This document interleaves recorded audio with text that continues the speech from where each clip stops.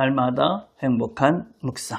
아름다운 공동체 두 번째 시간, 특별한 공동체 두 번째 시간입니다. 하나님 말씀은 요한복음 13장 33절에서 35절입니다. 작은 자들아, 내가 아직 잠시 너희와 함께 있겠노라. 너희가 나를 찾을 것이나 일찍이 내가 유대인들에게 너희는 내가 가는 곳에 올 수 없다고 말한 것 같이 지금 너희에게도 이르노라. 새 계명을 너희에게 주노니 서로 사랑하라. 내가 너희를 사랑한 것 같이 너희도 서로 사랑하라. 너희가 서로 사랑하면 이로써 모든 사람이 너희가 내 제자인 줄 알리라. 아멘. 자, 묵상님은 1번입니다. 예수님께서 내가 너희를 사랑한 것 같이 너희도 서로 사랑하라고 하신 말씀은 교회 공동체의 어떤 독특성을 드러내는 것입니까?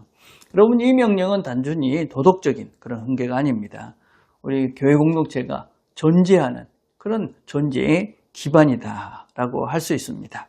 내가 너희를 사랑한 것 같이 이 사랑의 기준, 모델은 인간적인 그런 기준이 아니라 예수 그리스도께서 하신 그런 예수 그리스도의 삶이 우리 삶의 기본이 되어야 된다 하는 것입니다.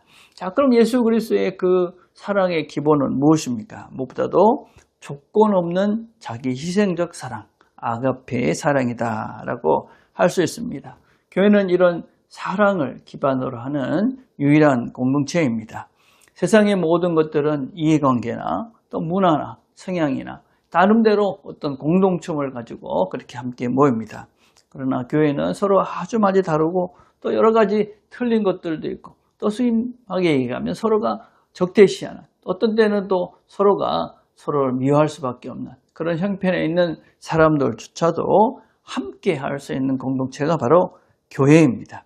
그래서 이 사랑이라는 것을 통해서 하나가 되는 이것을 통해서 하나님의 사랑의 본성을 드러내는 거울로서의 역할을 감당하는 것이 교회다. 그래서 교회의 독특성은 하나님의, 예수님의 사랑이 반복되어지고 재현되는 장소가 되는 것이 바로 이 예수님의 사랑의 시작이다. 자, 두 번째는 이 명령은 교회가 세상에 대한 대안적 공가임을 드러내는 것입니다. 여러분, 경쟁과 조건, 효율성, 유용성 이런 것들은 결국 우리 모두를 힘들게 하고 고통에 빠지게 할 수밖에 없습니다. 여러분, 세상이 이런 경쟁과 서로 싸움을 통해서 세상은 더 어지럽히고 힘들어져 갑니다. 세상을 아름답게 만드는 것은 세상의 어떤 힘이나 물질이 아니라 사랑이라는, 자신을 희생할 줄 아는 사랑이 있어야지만이 세상이 아름다운 세상이 되어질 수가 있습니다. 그래서 내가 사랑한 것 같이 그렇게 우리가 서로 사랑할 때, 예수님의 사랑으로 사랑할 때 세상은 아름다워지고 교회는 바로 그 독특한 문화를 세상에 증거해야 되는 존재들이다. 자, 2번입니다. 서로 사랑한다는 것이 세상 사람들이 우리가 예수님의 제자임을 알게 하는 증거가 된다는 말씀은 공동체에 어떤 도전을 줍니까? 13장 35절 이렇게 말합니다. 너희가 서로 사랑하면 이로써 모든 사람이 너희가 내 제자인 줄 알리라. 여러분, 사랑한다는 것은 단지 내부적인 그런 내부적인 유대감을 표현하는 정도가 아닙니다. 세상 앞에 복음을 증거하는 그런 실제가 된다라는 것입니다. 이것은 우리에게 큰 도전을 줍니다. 무엇보다도 우리의 교회의 어떤 그런 모습들이 세상에 영향을 미친다는 책임입니다. 그래서 교회가 내적으로 분열하고 상처를 입고 비난하고 경쟁하고 이렇게 된다는 것은 단순히 공동체의 문제가 아니라 복음 자체의 신뢰를 손상시키는 것이고 그것으로 인해서 세상이 더 어려워지고 힘들어지고 바른 진리를 볼 수 있는 그 유일한 장소도 잃어버리게 세상은 바른 진리를, 바른 삶을 찾아갈 수 없게 되어집니다. 세상을 더 힘들게 만드는 것이 교회 공동체가 가지고 있는 그런 세상에 대한 책임감입니다. 우리가 바로 사랑하지 않으면 세상은 더 힘들어진다. 자, 두 번째 우리가 생각했던 것은 이 세상에 대해서 가장 강력하게 선교할 수 있는 것은 사랑이라는 것입니다. 어떤 프로그램, 전략, 시스템 이런 것이 아니다. 세상은 우리가 정말 사랑하는가 하는 것을 본다는 것입니다. 그래서 사랑은 교회의 가장 설득력 있는 신학이다 라고 신학자가 말했습니다. 여러분, 우리가 서로를 어떻게 대하고 또 사람들을 어떻게 사랑하느냐 하는 것이 바로 가장 큰 선교 전략이다. 우리의 수준으로 기준을 삼으면 안 된다. 사랑한다는 그 기준을 우리의 생각, 우리의 합리적인 기준, 우리가 생각하는 그 수준이 아니라 예수님의 사랑을 따르는, 예수님의 사랑을 기준으로 해서 우리가 그것을 해야 되는 것이죠. 그래서 원수도 사랑하고 배신자의 발도 씻기고 고난 속에서도 끝까지 사랑하고 용서하는. 그래서 이 수준은 우리의 성령의 도움이 없이는 불가능한 것이죠. 그래서 우리 안에 성령이 충만하도록 늘 기도하고 성령의 도움을 구하는 것이 절차적으로 필요합니다. 자, 3번입니다. 사랑이 넘치는 공동체를 만들기 위해 우리는 구체적으로 어떤 노력과 희생을 감수해야 합니까? 여러분, 이것은 그냥 되는 것이 아닙니다. 성령이 우리를 도우시면서 성령께서 우리를 훈련시키죠. 그래서 무엇보다도 제일 먼저 해야 될 것은 잘 듣는 것입니다. 하나님의 말씀을 잘 들어야 되고 다른 사람들의 말을 잘 들어야 됩니다. 동시에 인내하셔야 됩니다. 여러분, 잘 듣는 것도 힘듭니다. 또 우리가 참는 것도 힘듭니다. 그러나 사랑은 참는 것부터 시작됩니다. 하나님의 말씀을 잘 듣고 또 주변의 사람들의 말을 잘 듣고 그리고 그것을 참고 인내하는 것이 우리 공동체, 교회 공동체가 사랑으로 나가는 첫 번째 시작이다. 두 번째는 용서와 화해인 것입니다. 그럼 우리 모두는 다 다르기 때문에 서로가 어떤 면에서 상처를 주고 또 오해를 줄 수도 있습니다.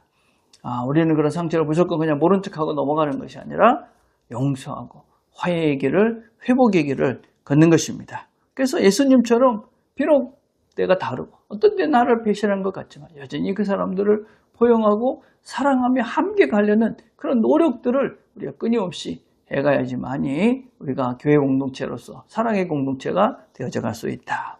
세 번째는 섬김과 자기 부인입니다. 여러분, 우리가 공동체 안에서 자기의 주장, 자기 중심성, 내가 무엇을 하겠다라는 그런 생각들을 내려놓지 않으면 또 자기의 유익을 구하는 자기의 그냥 이름을 내려는 그런 것들을 내려놓지 않으면은 그러면 공동체가 금방 파괴되어지고 세상과 별 차이가 없게 되어집니다. 그래서 우리는 희생하고 내 자신을 내려놓는 연습을 하는 것이 바로 교회다. 그래서 교회는 나를 드러내는 것이 아니라 나는 어쩌든지 죽고 오직 그리스도만 드러나도록 애쓰는 것이 교회 공동체다. 세 번째는 우리의 감정과 어려움과 생각들을 용기 있게 드러내는 그런 훈련들이 필요합니다.